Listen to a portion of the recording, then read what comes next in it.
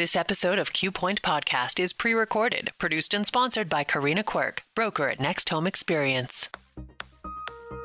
Different views. I know your story. From different Q's. Incredible job.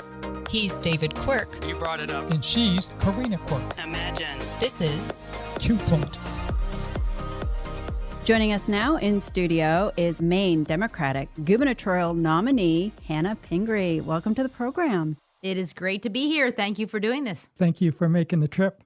What have you heard the most from Mainers as you have traveled the state? As I've traveled the state, I hear from a lot of Maine people who are just worried about their ability to afford a lifestyle in the state of Maine. We were just talking about where I grew up. I grew up on an offshore island. I still live there today with my 2 kids. And more young families are afraid they can't afford to buy a house. They can't find a rent that they can afford. Childcare is a lot. Energy costs a lot. So I think Maine people, they see a very bright future for Maine, but they are worried about costs and being priced out of the state of Maine. And that's why we put out very specific plans about exactly what we'll do. And I think it's really important the next governor tackle the cost of living in the state of Maine for Maine families. Well, speaking of that, do you have a plan for property tax? We've got a plan for everything, and property taxes are a big one. And I have heard a lot about property taxes from people all over the state of Maine. And the issues aren't the same everywhere, but everywhere people are feeling like my property tax bills are going up and I'm afraid I'm going to lose my house. Property taxes are obviously locally assessed, but they are about the county jails, which are a partnership with the state of Maine. They are about how we fund our schools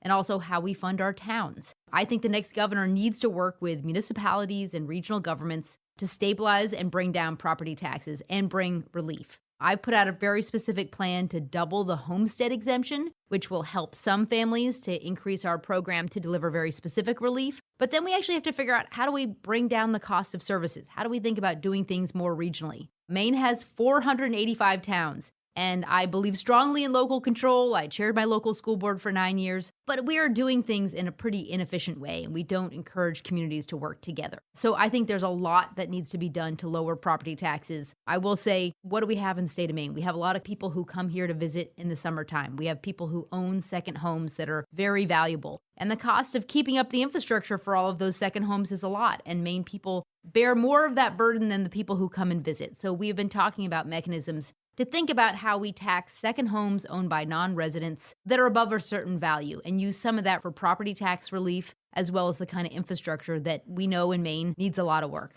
Speaking of property tax, we were talking to Joe Perry last weekend. We were talking about nonprofits. Maybe that the nonprofits could help out in some of the municipalities such as police and fire and emergency. Would you consider doing a bill to help for that? Yeah, I hear Joe Perry, our state treasurer, he's worked on tax issues for a long time and he's a good friend. And I do think we need to be more creative. We rely on our nonprofits, our hospitals. They provide a lot of income and jobs in the state of Maine. But there are communities that can do a much better job for asking those nonprofits to pay in lieu of taxes and set up more formal mechanisms. So I think there are ways we could formalize that and support that at the state level, even though a lot of those decisions are made at the local level. So I do serve on the Maine Association of Realtors Legislative Committee, and this has come up before where many Mainers have generational camps. So you're not referring to generational camps. No, absolutely not. And I was a legislator between 2002 and 2010, and we were debating those issues back then. We started talking about, is there a way to tax some of the people who come and visit here in the summertime? And it was very clear. A lot of Mainers own camps. They're on lakes. They're in the woods. And people want to be able to hold on to those for their families.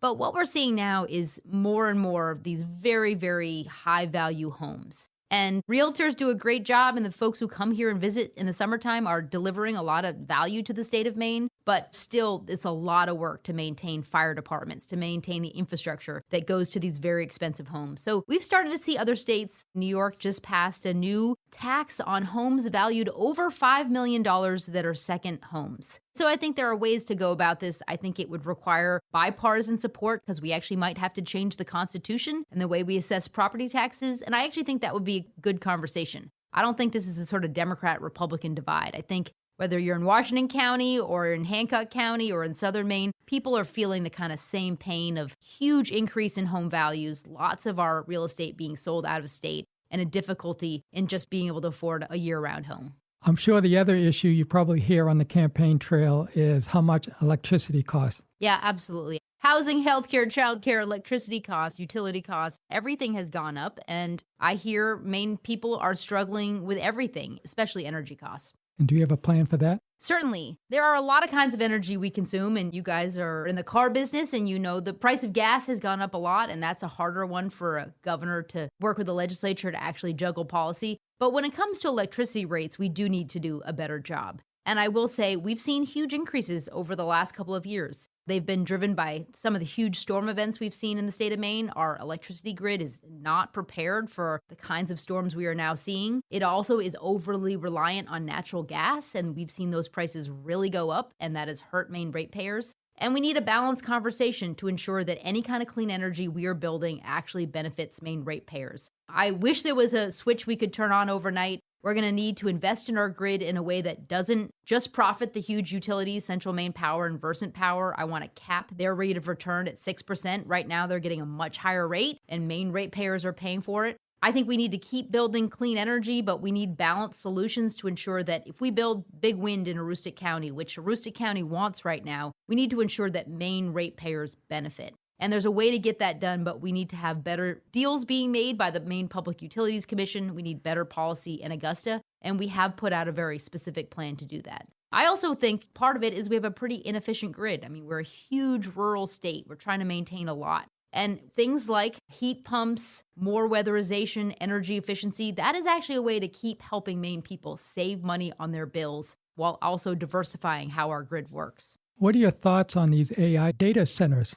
The AI data centers is something that Maine people are pretty concerned with. And they're sort of an unknown in Maine, but had I been governor in this last legislative session, I would have signed that moratorium bill. I do think we need a moratorium until we have a good plan in place. We've seen down in Virginia and Texas some of these huge data centers get built, and then electricity rates are going up for everyone else, and they barely have enough electricity for their grid, and they've had concerns with brownouts and blackouts. So we need a good plan in place. So I would enact a moratorium. I would ensure that we have some of the best policy in the country to protect ratepayers, protect our environment, and ensure that communities actually get a good deal. A lot of times these data centers come in and they promise people jobs and lots of property tax relief, and then they don't deliver it. So I think we need a really good framework in place, because I've heard pretty loud and clear from Maine people that they are concerned about these data centers, and they shouldn't be built unless we have some of the best standards in the country. What about mini nuclear reactors? One of my things that I have worked on a whole lot is climate. We're seeing right now in the state of Maine, our fishermen, our farmers are seeing huge changes. And we know we need to do our part to reduce emissions. And that comes from clean energy, and it comes from lower carbon solutions.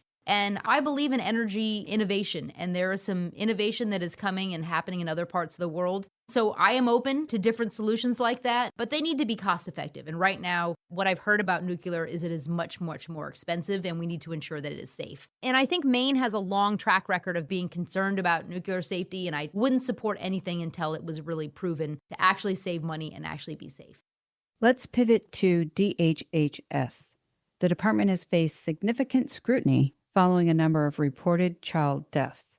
If elected as governor, what would you do differently? I'm a mom of 2 teenage kids. I've worked on children's issues off and on throughout my political career. When I was a young legislator, I chaired the Health and Human Services Committee. And during the Baldacci administration, there actually was a different tact with child welfare, where you were really working to reunite families, you were working with grandparents more actively, and supporting families. Obviously, no governor, no person in the state of Maine wants to see any child abused, and certainly the kinds of child deaths we've seen are completely unacceptable. And I think that this, again, is an area where we need bipartisan solutions. We need to think about how do we adequately pay caseworkers? How do we ensure that we have the kinds of family interventions that we know work in other states? And I think we're going to need a different approach. I think we need an approach that really supports families, but also protects children. Right now, we have a lot of families who are struggling, and the opioid crisis especially has fueled more and more children in care and more of a system that is really under strain. We have had more kids in care than in many other times in recent history, and I think that means that we're going to have to take a more hands-on approach about how do we actually support kids and support families and reunite them where that's possible. You are listening to Q Point Podcast. I'm Karina Quirk, co-hosting with my husband David Quirk, and we are having a conversation with Maine Democratic gubernatorial nominee Hannah Pingree. Speaking of childcare, what is your plan on childcare affordability? So I was a parent living in a rural area, and my town didn't have much. We had a little preschool where kids could go half a day, and I was trying to get back to work. So I worked with some women in my town. We talked our community center into expanding and having full-day childcare for kids 1 to 5. And that meant a lot more women and men could go back to work. And as I travel a lot of rural areas, people are still facing these huge gaps. And I think we need to partner with businesses and municipalities, especially in rural Maine, to ensure that we have adequate childcare resources. We have started a program over the last couple of years that actually helps parents better afford childcare, which is critically important. But that program was started up by the legislature, and then it immediately had a waiting list of over 1,000 families. So if we're going to start a program like that and families get excited about it, you got to actually make sure you fund it so people can utilize it. The other challenge is that childcare workers do not get paid a lot. I mean, these are some of the most important jobs we have. Incredibly hard work if you've hung out with a 3-year-old recently, and yet they don't get paid a lot. So we started a program that provided salary supplements to childcare workers. Those need to continue to be enhanced because we need to be attracting people into this profession. And right now, it's really hard to do that. So continuing to expand those supplements are important. I also think we need to get to full universal pre-K for 4-year-olds. We have started on this. It's not required that you send your 4-year-old to school, but in a lot of school districts, it's still not possible. You have to get in a lottery or there may or may not be enough slots. So having quality care for 4-year-olds will help. And it is one less year that parents have to pay for childcare. What does that plan look like? Check it out on our website. Go to hannahforgovernor.com. And it is about being thoughtful. I will say we have a lot of urgent needs. Keeping our rural hospitals afloat, actually funding childcare adequately, funding our schools. And there's never going to be enough money in the world for it. But in my first budget, I will start to propose and actually lay out continued funding of that entire waiting list for the childcare program. Continuing to work with school districts so that we expand pre-K. So by the end of my first term in office, every kid in the state of Maine who's 4 years old and wants to go to school has the opportunity to do that. It won't all happen overnight, but that's why we put out a detailed plan on a variety of affordability issues, including childcare. What is your plan to improve our education in the state of Maine? So again, I told you I'm a mom. I've got a 13-year-old and a 15-year-old. They're actually both going to be in high school next year for the first time. And I spent 9 years on a school board, and I know education issues, they are crucial to the future of our state. We only graduate 12,000 kids per year in the state of Maine, and we need to ensure every single one of those kids is ready for higher education, they're ready for work, they're ready for the world that they are growing up in. And right now, we are not doing a good enough job preparing every single kid. And we've seen our reading and math scores go down. And I think it's not the fault of teachers, it's not necessarily the fault of rural schools, but we need an all-hands-on-deck approach. And again, we put out an education plan. You can check it out at hannahforgovernor.com. That's pretty detailed about how do we ensure that we are teaching kids how to read and do math in the way that is proven to actually work. And in Maine, we sort of have had a piecemeal approach, ridden a lot of different trends, and we know some of the ways that kids are still being taught to read. It's not the right way to teach them, and it isn't working. So we need the kind of evidence-based practices that are working in other states. We've all read about Mississippi, but it is actually about intervening at a younger age and then teaching kids in the way that we know works adequately. In the state of Maine, we're having a hard time attracting teachers. They are not being paid enough. So actually implementing this new $50,000 teacher salary, I think is important because if you don't have good teachers, if people don't want to go into the profession, nothing else is going to work. The other thing we've been talking a lot about is screens. And Maine is now implementing the cell phone ban in schools. That's going to have obviously an impact in high schools. Hopefully kids are paying more attention. And the schools that are implementing it, we know it has already made a difference. Everybody's going to be doing it by fall. But I think we're learning that there's a lot of other stuff happening with kids learning on screens that has been detrimental. And you've seen other states start to take much more proactive measures to ban or to limit the use of screens, especially through the 5th grade. I saw my son during COVID. He was a first grader just learning to read, and he was spending a lot of time doing math games and looking at a screen. But I think that now the science is showing that a lot of kids, they have seen a lot of learning loss by just learning too much looking at screens. We know a lot of kids are looking at screens at home, so if they spend too much time at school looking at screens, it is part of the reason I believe that we have seen a lot of learning loss in the state of Maine. So we need pretty comprehensive change. We need to actually partner with teachers who know best how to better teach kids, but it's unacceptable where we are. And I think the next governor needs to tackle it in a big, big way. As we know, there are hospitals closing, OB units closing. What is your plan for that? We've, again, put out a comprehensive healthcare plan, hannahforgovernor.com. And I'd say healthcare is right up there for me with housing, that if you don't have quality healthcare, your life is diminished. If you can't afford healthcare, it's a huge worry for your family. And now more and more in rural areas, as we see a loss of service.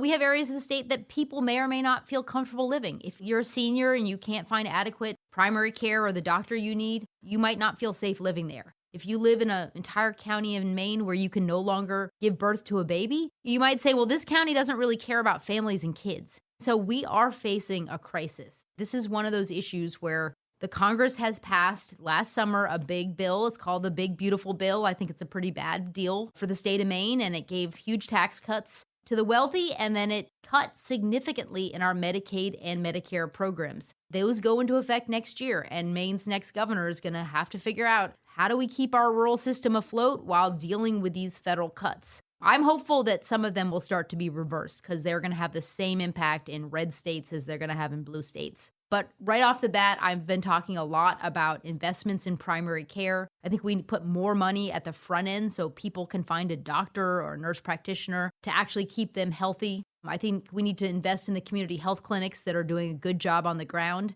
And then I think we really do need to invest more in maternity care. These are services that don't always make a lot of money for hospitals, but if you lose them, you're not going to be able to retain the families, and then the entire economy starts to struggle. And then obviously we continue to go in a bad direction, especially in our rural towns. I was just up in Aroostook County last weekend, and they already lost the birthing center in Holton. They are worried about what's going to happen in Caribou. And I think, again, Aroostook County, you need to be able to have a baby. And so that's why one of our solutions is actually putting a moratorium on closing any more labor and delivery units in the state of Maine until the governor and the legislature and our larger health systems can work out some solutions. And I think it is about attracting the workforce, but actually paying more for these services that are so critical. So speaking of paying, would you increase the MaineCare that the hospitals get? I was just with a CEO of a hospital where we just gave a check for $10,000, and her biggest complaint is not getting enough MaineCare, like around 65 cents on the dollar. Do you have a plan to try to increase that since we have over 400,000 on MaineCare? Obviously, this kind of underpayment by MaineCare is a challenge for every single hospital in the state of Maine. They're also under reimbursed for Medicare, not as bad as MaineCare, but that is where private payers end up paying more. One of the things that I've been talking about, especially since families are losing access to the Affordable Care Act and the subsidies that help them afford insurance, is that we actually are going to need to continue to invest in private health insurance. I actually think the state should help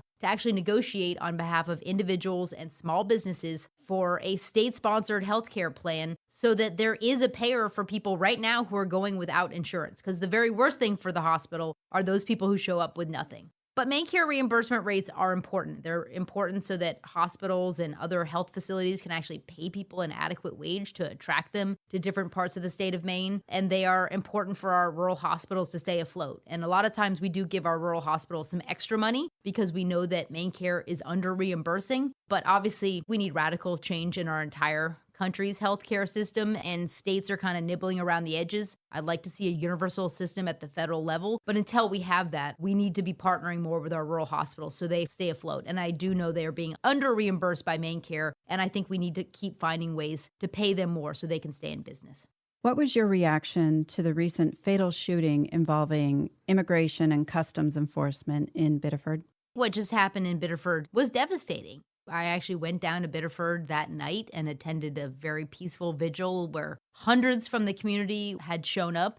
And my reaction is heartbreak. I mean, you have a 25-year-old guy who was here legally going to work. 3-year-old daughter witnessed the shooting of her own dad. And I don't know all the circumstances, but I don't think that ICE's engagement in the state of Maine is making our communities safer. I think most Mainers want legal immigration. They want the laws to be enacted. But what we have seen in the state of Maine since January was ICE showing up here and essentially harassing people. I mean, we had them pulling over people coming out of the hospital, people going to work, people who are here legally. They were not arresting criminals like they said they were going to do. So my overall feeling is I would like this version of ICE out of Maine because I don't think that they are making us safer. I don't think that they are protecting our communities. And I trust law enforcement in the state of Maine. I think they do a good job. They protect public safety. And the way in which and the tactics ICE is using are not the way normal police operate. They are not wearing body cameras. They are covering their faces. And I don't think anybody has liked to see what has happened over the last couple of months.